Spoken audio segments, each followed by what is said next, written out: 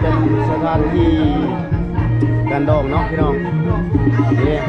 เมื่อแรกนี่จะนักจะเต็มจะได้ไปดิเกือเสียงเอามาแล้วสามใหญ่ๆแบบนี้เลยเนาะเนาะดวงป่าพี่น้องโขยนะโขยผักหอมลงไป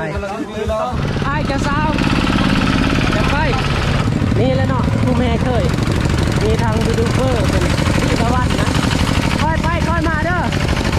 นี่ครับพี่น้องสามเลยนะเอาเพียงบ่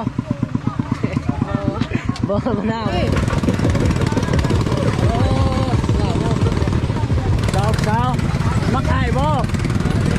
สาวหน่อยบานไม้ทวารโอ้บทธรรมดาได้พี่น้องมีแต่คนงามๆทั้งนั้นเนาะหน้าตาดี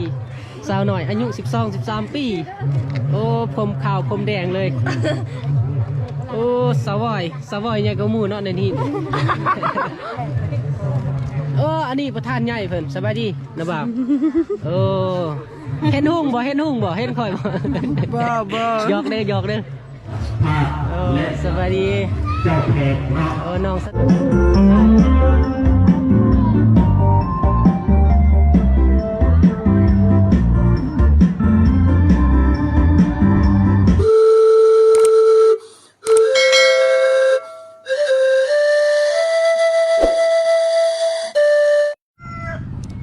เอา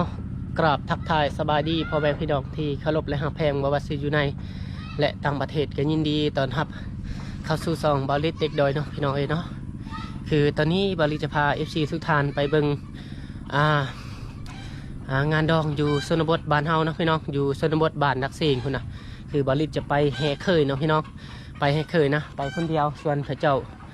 ไปเลยนะขี่รถซิ่งเนาะบาลิจะตามที่หลังนะพี่น้องเนาะโอเคเดี๋ยวเรา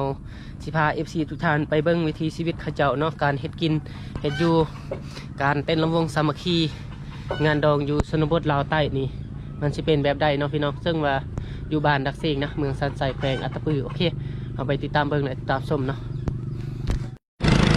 ไปแล้วพี่น้องเอ้ยมีพระเจ้าเฮ็ดเคยเนาะไปกับรถซิ่ง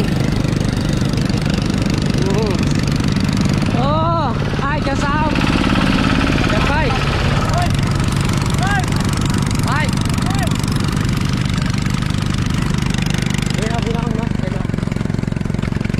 เราไป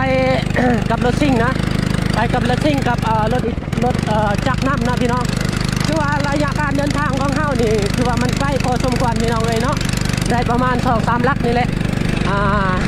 คนบ้านนี้เอาเมียต่างบ้านเนาะพี่น้องเลยแต่วันนี้จะมาถ่ายนะนี่อันนี้กลุ่มเฮเคยนะพี่น้องเนาะเขาเฮเคยเขาไป2 คันรถซิ่งนะพี่น้องเลยโอ้นี่แล้วเนาะผู้แม่เคยมีทางยูทูบเบอร์เป็นพี่ประวัตินะค่อยไปค่อยมาเด้อนี่ครับพี่น้องเห็นปะแม่เคยเนาะเอาขี่รถจักรเราจะนำหน้าไปก่อนนะพี่น้องเลยโอเคเนาะเดี๋ยวเราไปตามเบิ้งตามชมความงานข้าเจ้าเลยพี่น้องเลยเนาะตอนนี้เองจะรู้กันนะว่ามันจักรการถ่ายอยู่บ่นะพี่น้องเนาะไม่ได้กาไปรับชมเบิ้งเลยนำกันพี่น้องเลยเนาะงานดองอยู่บริเวณนี้ที่นั่นนะครับเนาะนี่เป็นสถานที่การดองเนาะพี่น้องนี่เมื่อแรกนี่จะนักจะเต็มจะได้ไปดิเกือเสียงเอามาแล้วตอนนี้กำลังเฮ็ดกินเนาะท่านเจ้าสาว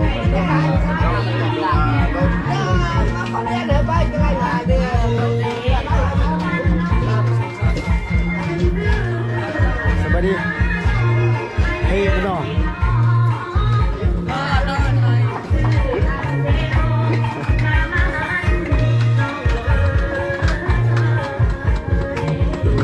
จะมาผักซีนเนาะตอนนี้ก็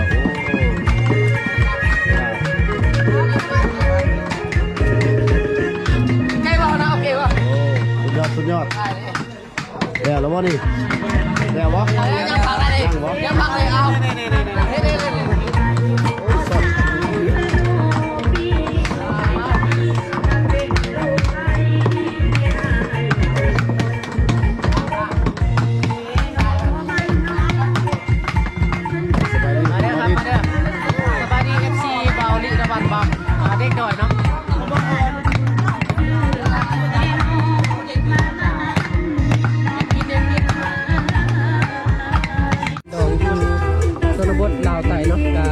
างนี้พี่น้องเลยแต่เจ้าเฮ็ดกินพี่น้องเห็นบ่สามใหญ่ๆแบบนี้แล้วเนาะใส่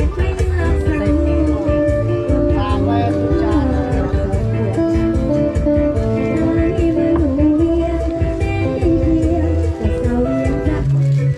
จังหวะนี้เนาะมาใส่ตรงมือนี่โอ้ยโยนลงไปพี่น้องใส่เกลือก็สิประมาณนี้เลยเนาะ ไปเยอะเลยก่อนโยนพี่น้องเยอะ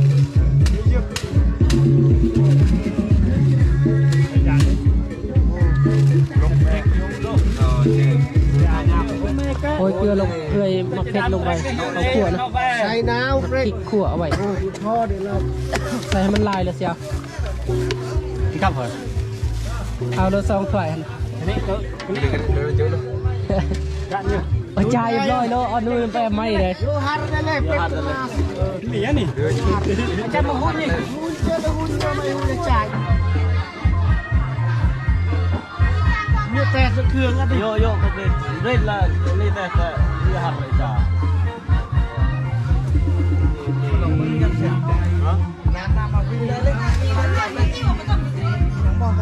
สร้างอาจารย์เกี่ยวกับนี่เนาะพี่น้องทางภายสายเนาะว่าแค่เคยนะเราถาบอนี่เนาะโอ้พน่ะไปโทษแท้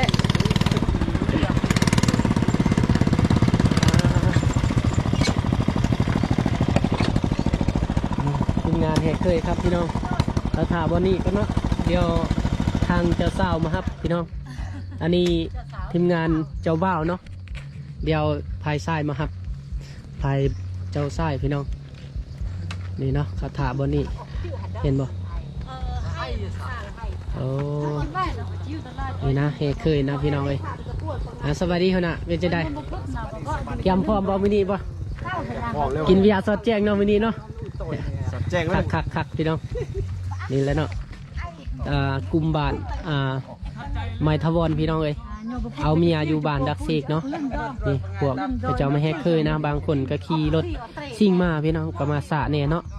ส่วนพวกขี่รถจักรก็มาไว้พี่น้องเลยเนาะเขาเราถาบนนี้เนาะเดียว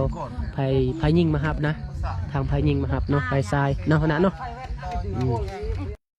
นี่คนแฮกเคยกับรถซิ่งมาหอดเลยพี่น้องเลยเห็นบ่2 คันเลยเนาะมื้อนี้2 คันเต็มเลยพี่น้องเนาะเห็นบ่แบบด้วยสารเลยนะอันจะบ่าวนะคนขับรถซิ่งอันจะบ่าวเด้อพี่น้องเลยเนาะส่วนอันนี้คนเป็นญาติพี่น้องเนาะหรือว่าหมู่บ้านแบบญาติพี่น้องนั่นแหละบ้านไม้ตะวันคุมเดียวกันนั่นแหละพี่น้องเลยเนาะประมาณนี้แหละเห็นบ่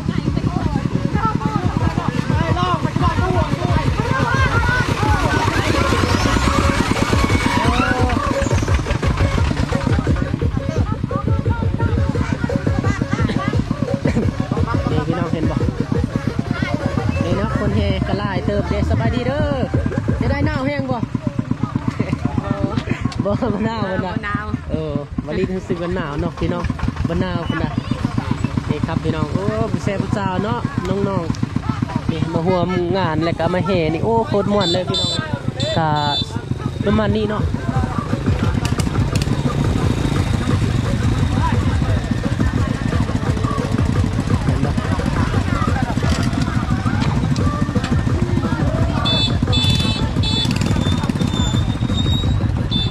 พี่น้องเนาะก็ลายเติบดิ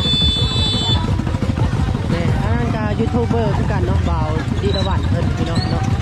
บ่าวดีตะวันเด็กจอย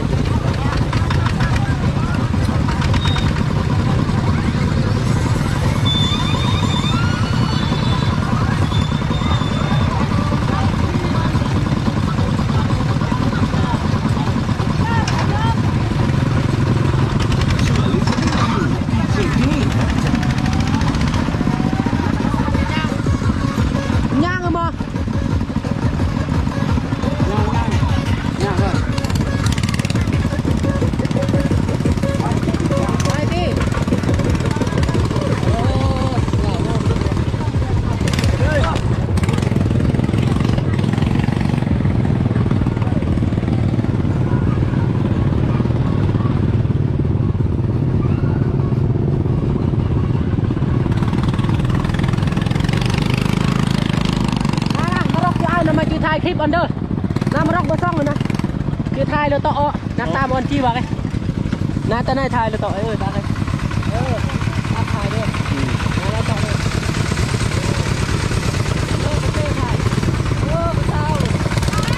เจ้ามักถ่ายบ่นั่นแหละครับรถเอาถ่ายไปนะ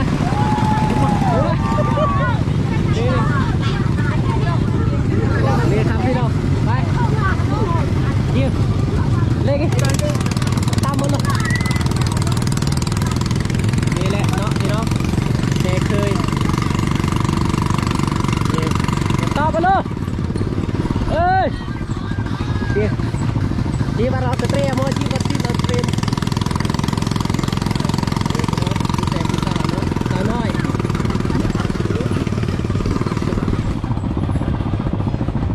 ไปดิกระเข้าเล็กหมอเล็กกระตือนี่น้ำเหมือนเข้าทะเลสินี่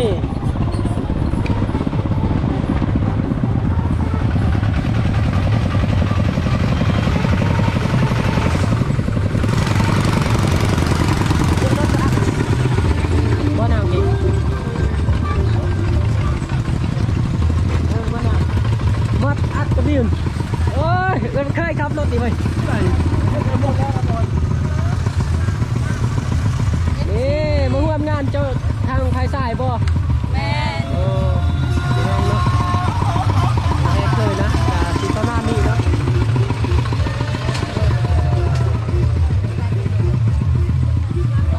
สวัสดี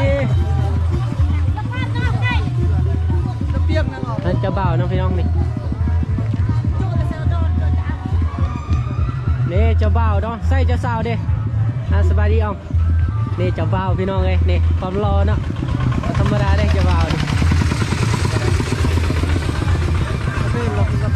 พวกแค่เคยเนาะ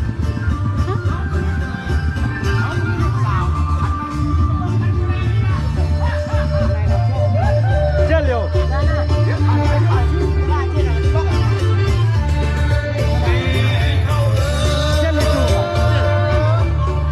สบายดีบอลนี่นะมันสบายดีบอลนี่นะมันมันต้องทำเลย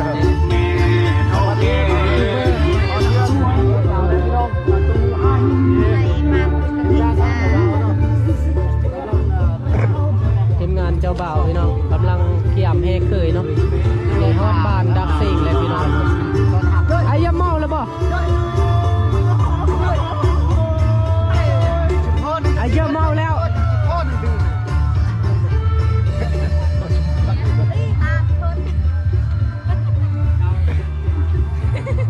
มาตลอดนานๆเออตามที่เราฮะไม่รู้นี่ถ่ายผู้สาวหน่อยก่อนสาวหน่อยบ้านไม่ทวรโอ้บทธรรมดาได้พี่น้องมีแต่คนงามๆทั้งนั้นเนาะหน้าตาดีสาวหน่อยอายุ12-13 ปีโอ้ผมขาวผมแดงเลยดีทางเขาแก่เนาะส่วนนี้ทางผู้แซ่ผู้สาวพี่หน้าพี่เนินนี่คือสิเอาผัวเลยเนาะโอ้สาวอยเนี่ยก็มูเนาะในนี้โอ้สังุนอันนี้ประธานใหญ่เพิ่นสบายดีนะบ่าวเห็นหุ่งบ่เห็นข่อยบ่หยอกเด้ดีพี่น้องเห็นบ่ก็สิประมาณนี้เนาะเขาแฮกเคยพี่น้อง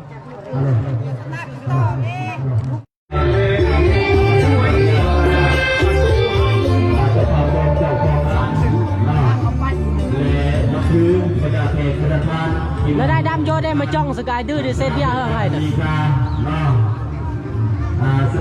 เริ่มเข่าเลยพี่น้องเริ่มเข่าไปกินเข่าเนาะไปกินเข่าเพื่อนเจ้าสาวสวัสดีเจ้าเพกน้องสนุหน่อยเนาะชื่อเพิ่นบอกพี่น้องเวลามีกาข้าพเจ้าในนามตั้งหน้าเป็นพิธีบอลเสือในนามตั้งหน้าอินนาเบียลบอลใส่มาแห้งเลยสาวดุนบานดัดเซงเนาะเพราะฉะนั้นเลยทางประเทศประธานที่มาเรียบร้อยทุกโต๊ะทุกตังแล้ว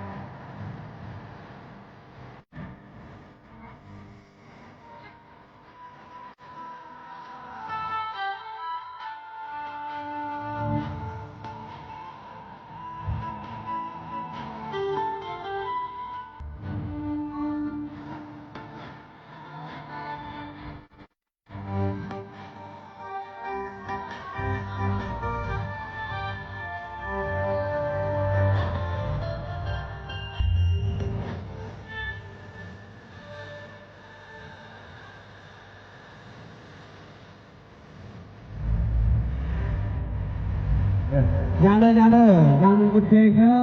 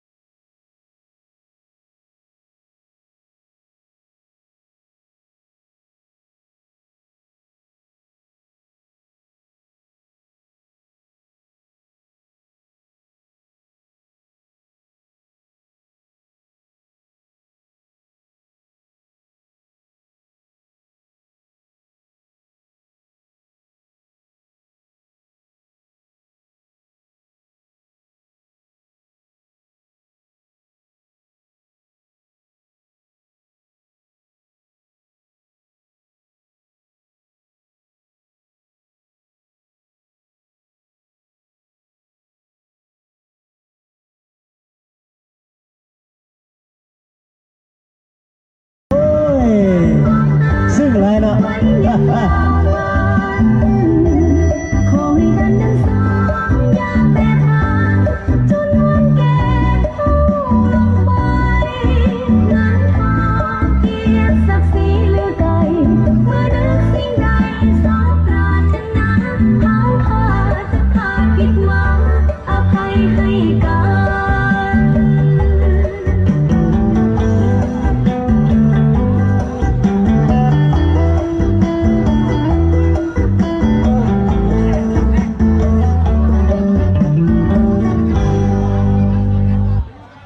เจ้าขอขอบใจทางทีมงาน